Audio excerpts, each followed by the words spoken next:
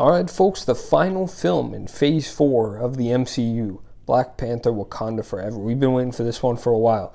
Has finally released. Let's talk about it.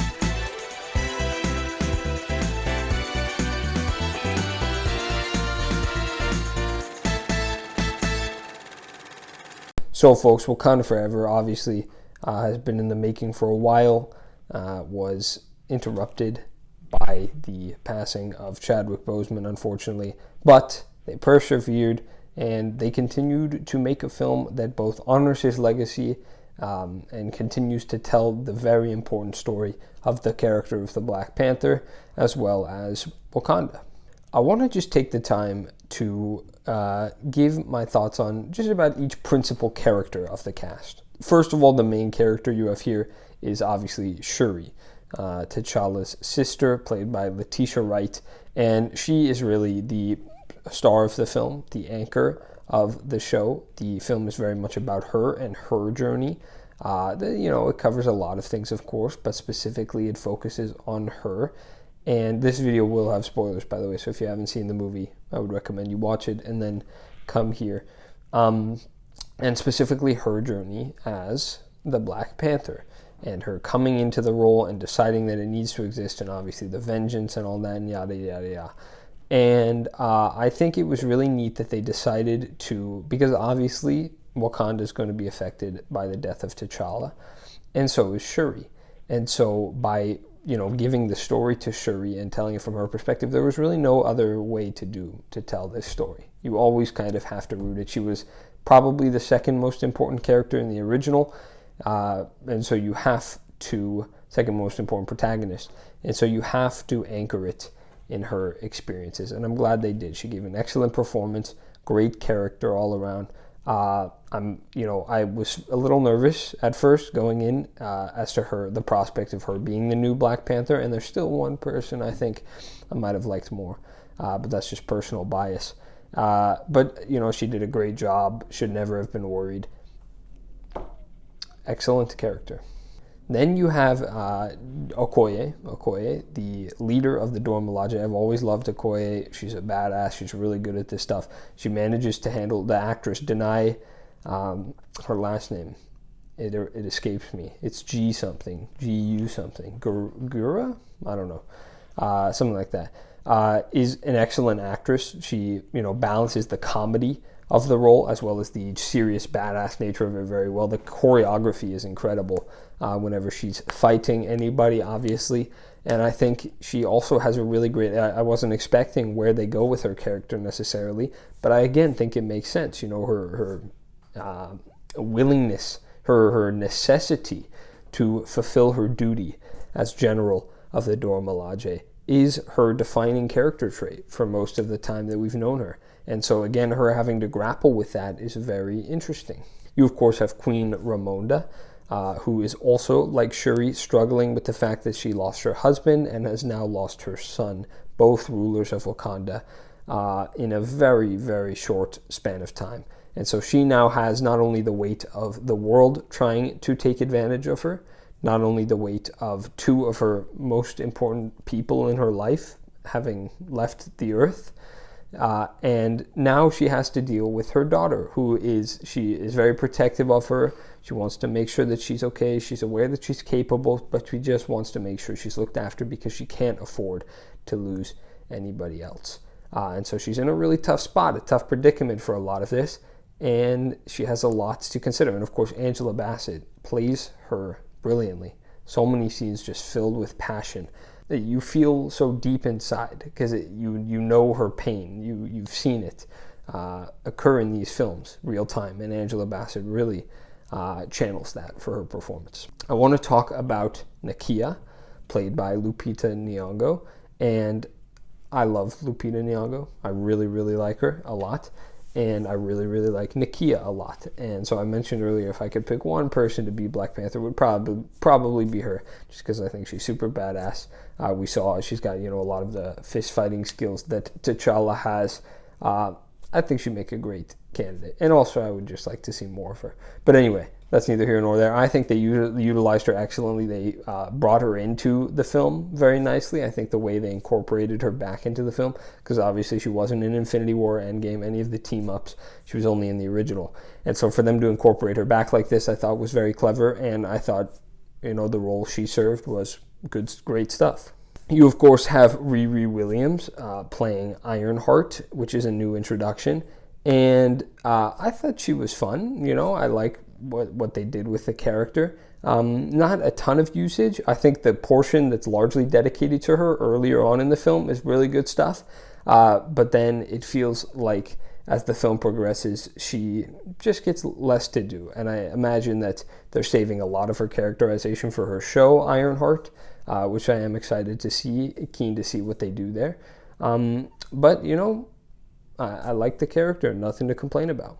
And then the one that I think has grabbed everybody's attention would be the introduction of Namor the Submariner, played by Tenoch Huerta, and he is good. He's good. I think a lot of people are using hyperbole, saying he's the best MCU villain, saying he's one of the best MCU villains even. I'm not sure I would go that far. I do think Killmonger's better. I don't know that I would put them on the same league. Again, could be just recency, have to think on it, have to sit with it, see how I feel as time passes. But I thought he was a very good villain, very good motivation.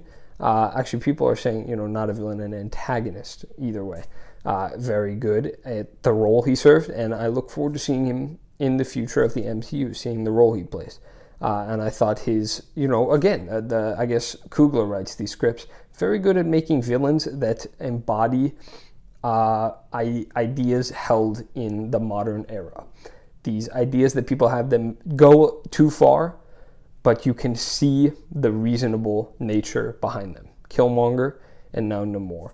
Both go too far in their journey. They both want a little too much, but you can understand where they're coming from. You're sympathetic to their cause, and you gain a sense of empathy. I think a lot of the best villains that exist out there are ones that we understand their goals, and we can even somewhat agree with what they're saying, and still yet they are villains because they tend to take it too far. So Namor's a great villain. And then as far as the MCU goes, the humor here is okay. Again, a lot of the MCU is just fine, bit out of place at times. And then the action is good stuff. Of course it is. Not some of the best in the MCU, but again, that's not fair or fun to say because, it's still good action. Why put it down by comparing it to other things when it stands up perfectly well on its own? So I really liked a lot of the action scenes within the film. Overall, I enjoyed the film. I guess I should touch on how it deals with Chadwick Boseman's passing, because this is obviously an issue that's at the heart of the film. You can't tell the story without bringing that up. And I think it handles it obviously very well. It handles it very well, very sensitively. It does not overdo it at all. Actually, much of the story, while Shuri's arc is largely around him, most of the story doesn't necessarily deal with him as a character. And I wasn't expecting that, actually. I was expecting, I don't know why, but I guess I expected a lot more of the story to be about T'Challa and the consequences of his death and all that and yada, yada, yada. But it's really the beginning, and it's really the end, and then it's sprinkled throughout, and then obviously the arcs of the film, a lot of them revolve around him. So he is certainly important, but the film manages to exist. And I think a lot of people said, you can tell the script was written before his death, and they reworked it to shape it differently after he died. So the bare bones of the script absolutely exist, even if T'Challa as a character doesn't die. You just sub out Shuri for T'Challa. He still has the same debate with Namor, yada, yada, yada. But this time you get Shuri, and so you get the added element of the death of T'Challa and how that impacts the story. I do unfortunately have to say, and I don't know if this is a result of what I was just talking about with the script, but the film often feels messy, both editing-wise as well as the script. I think it has structural issues here that make it feel like it has to deal with a ton, and it takes a long time to do it. The pacing I don't really have a problem with. I thought it is long, certainly, but I thought it moved very well, it flowed very well, but it does feel a bit jarring with all the things that it has to explore and the nature in which it explores them. And so I would like to see it another time to see how I feel about that specific criticism.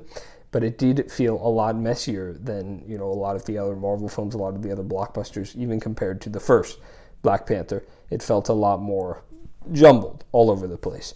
And so that would just be the one complaint I would have. Besides that, it was a good film. I enjoyed it. I didn't love it. Just like I didn't love the original, I had some problems with it there. And all in all, despite some of the more hard-hitting moments, it didn't fully impact me as much as I think it wanted to. I thought Killmonger was a stronger villain in the beginning, in the original. I thought the action in the original was a lot better. And overall, I think it's just a bit of a flawed film that I overall enjoyed, had fun with, and liked. So for now, I'm going to give it a B. It's going to be a high B. I would like to see it again. I would like to see how my thoughts change and continue to evolve as I continue to think about it. I saw it, 4 days ago now? I saw it on Thursday. I'm filming this Sunday. So, a lot of thoughts about the film. I could definitely be convinced one way or another. I'm having a cinema conversations. Ryan and I are doing our 6th tonight. So, assuming I upload this before then, you can check in to watch that, and we'll debate about it and see if either of our thoughts change. But had a few problems with it, still overall liked it. I would recommend you check it out if you haven't seen it, and let me know what you thought in the comments below. All right, folks, that's my review of Black Panther Wakanda Forever.